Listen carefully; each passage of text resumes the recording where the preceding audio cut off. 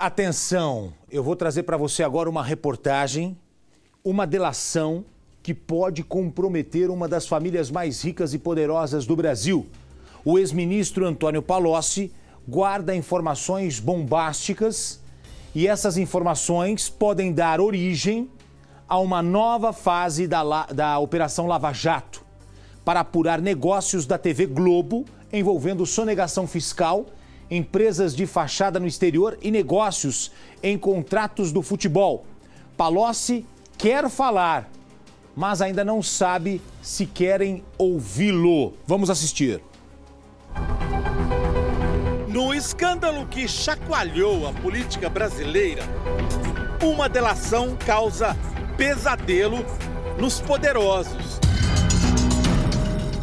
O homem que comandou a economia quer contar tudo à Lava Jato. Ministro da Fazenda, deputado federal, chefe da Casa Civil. Antônio Palocci conhece como ninguém os bastidores dos negócios e das negociatas.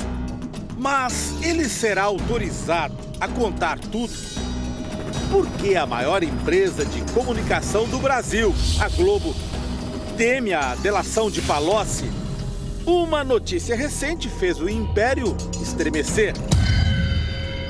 Condenado e preso em Curitiba, o ex-ministro pode contar o que sabe sobre os negócios dos irmãos Marinho.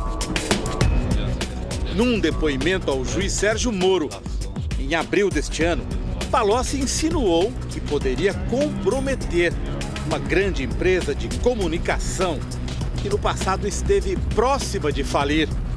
A única situação que eu discuti com o BNDES Créditos foi em situações de empresas que iam entrar em falência, que eram empresas de grande porte no Brasil e cuja falência poderia significar uma fila de falências de muita repercussão. Empresas da área de comunicação tiveram problemas sérios nesse período.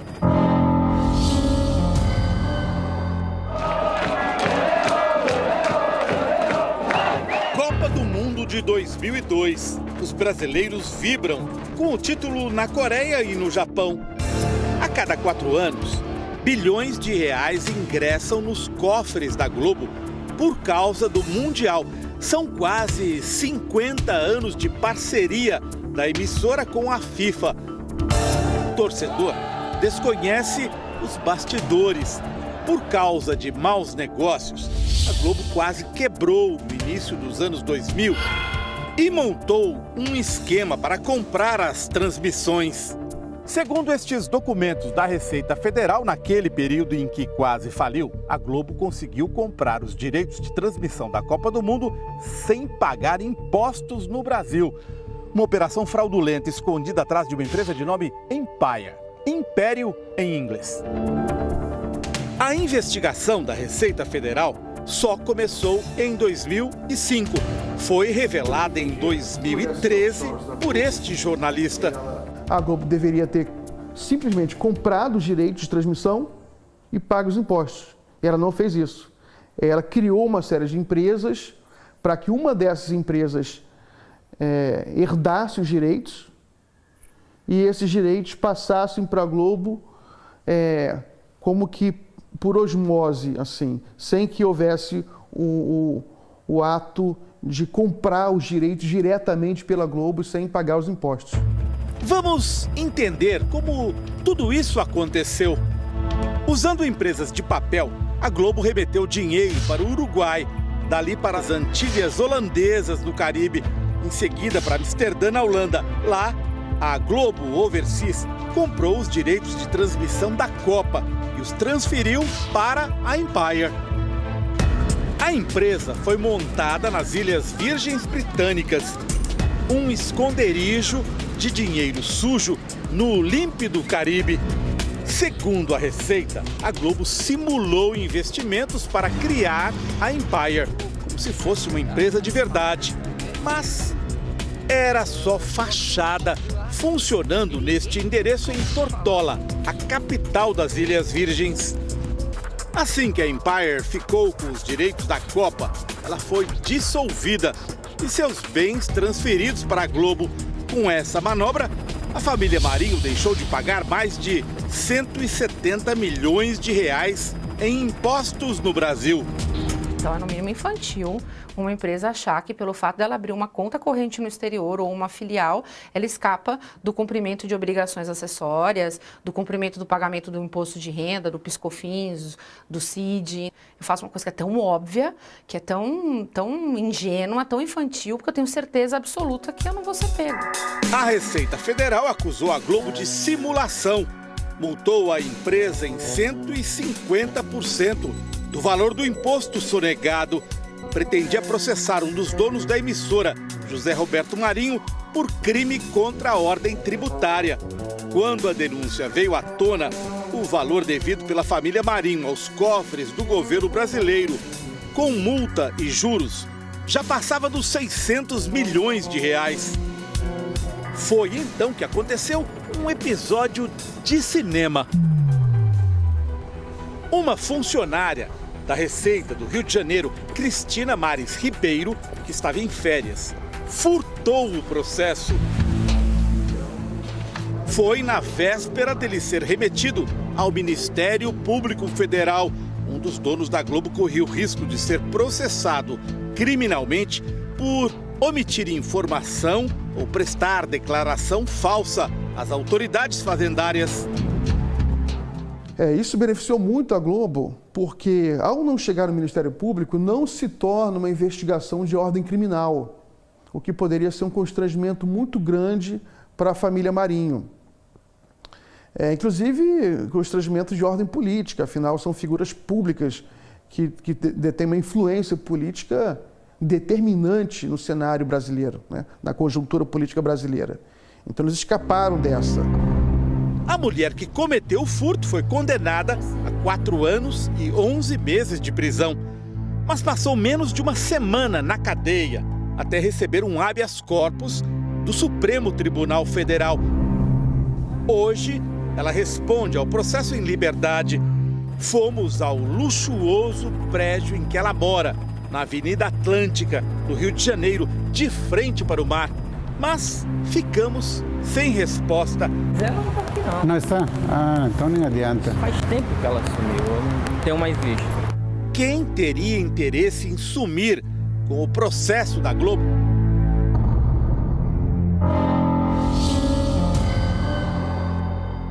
Estamos em 2014.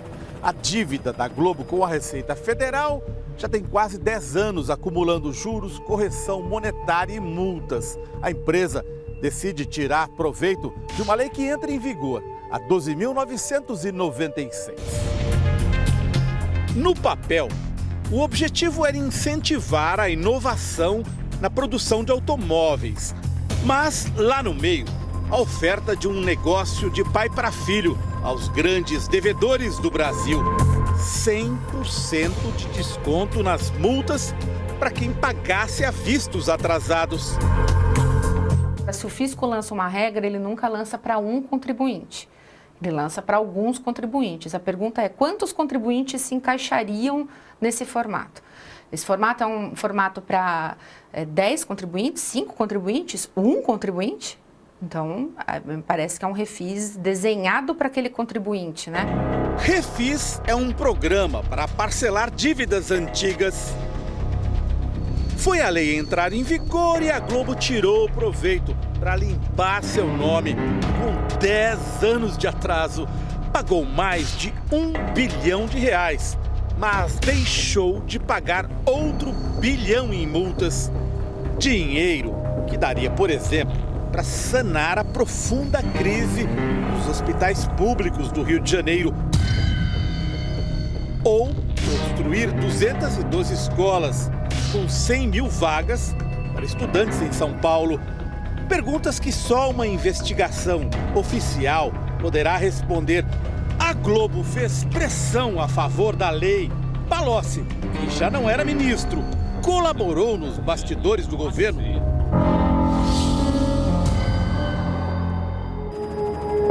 Outro episódio sobre a família Marinho envolve uma das herdeiras do Império, Paula.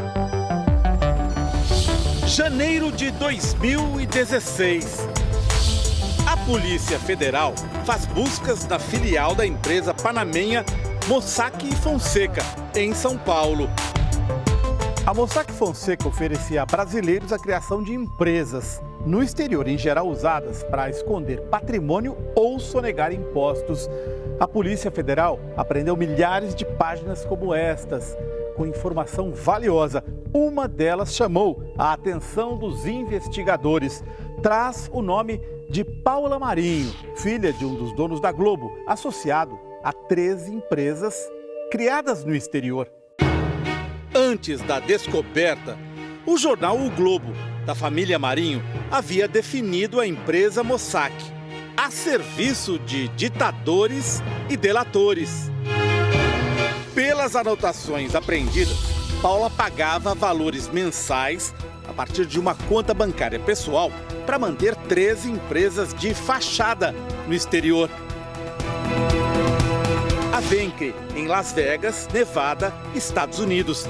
A A+ Holdings, no Panamá. E a Juste, nas Ilhas Seychelles, costa oriental da África.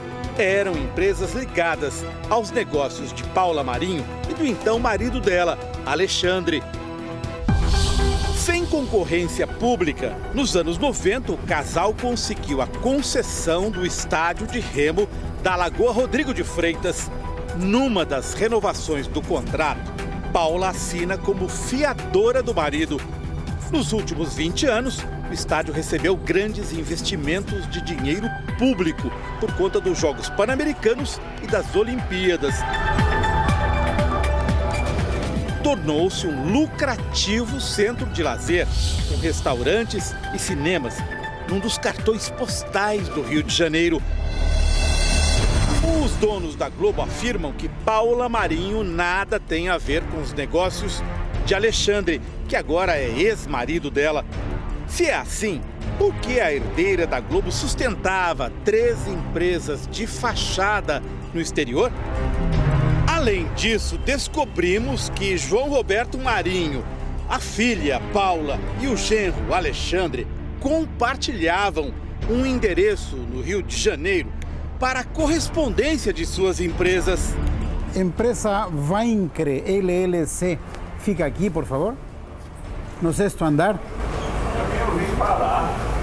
610, não tem? Tem, mas esse apartamento tem mais de ano que mora. Nos documentos relacionados aos negócios da herdeira da Globo, Paula Marinho, e do marido dela, um nome se destaca. Lúcia Cortes Pinto aparece como diretora de uma das empresas de fachada no exterior e também num negócio envolvendo um helicóptero. Fomos ao bairro em que Lúcia mora, no Rio de Janeiro. Queríamos perguntar se ela é usada como laranja por Alexandre, Paula ou pela Globo. Laranja, no submundo dos negócios, é quando uma pessoa empresta o nome para uma operação ilegal. Nosso produtor não conseguiu localizar Lúcia. Está na rua. Ah, ela não está. Sabe que horas que ela volta? Sei não.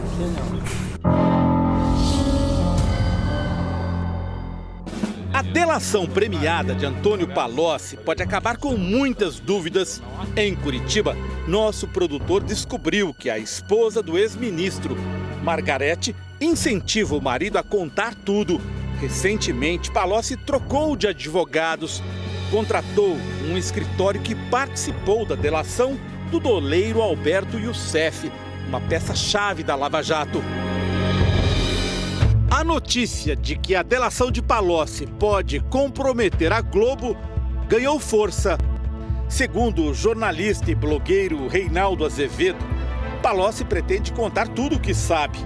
Mas o jornal Valor Econômico noticiou que a delação não deve sair com a manchete: Palocci descumpre promessa e delação fica improvável. De acordo com o texto, o ex-ministro prometeu muito e entregou quase nada. Só que o jornal que diz isso é de propriedade dos irmãos Marinho.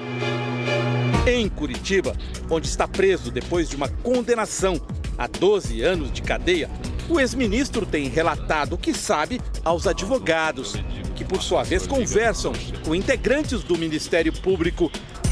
Segundo fontes do Domingo Espetacular, a Polícia Federal teria sido retirada do circuito pela Procuradoria-Geral da República. Integrantes da Força-Tarefa da Lava Jato denunciam pressões para não aceitar a delação de Palocci sobre a Globo. O Domingo Espetacular fez várias perguntas à TV Globo, mas não houve resposta.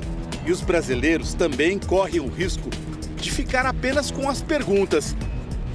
Por que os procuradores rejeitaram a primeira tentativa de Palocci de falar sobre a Globo? Quais são os interesses de quem protege a família mais poderosa do Brasil? Você acha que a Globo tem poder de influenciar se uma pessoa vai delatar ou não no Brasil hoje? Tem. Eu acho que a Globo tem. Eu acho que a Globo tem, ela criou ao longo da sua história, e principalmente nos últimos 30 anos, mais ou menos, com a televisão, já vinha com jornal, com rádio, mas com a televisão principalmente, um poder que muitas vezes se coloca no mesmo nível, até além dos poderes da República. A pressão dela é muito grande, é uma pressão forte, é uma pressão política que pode sim evitar até delações.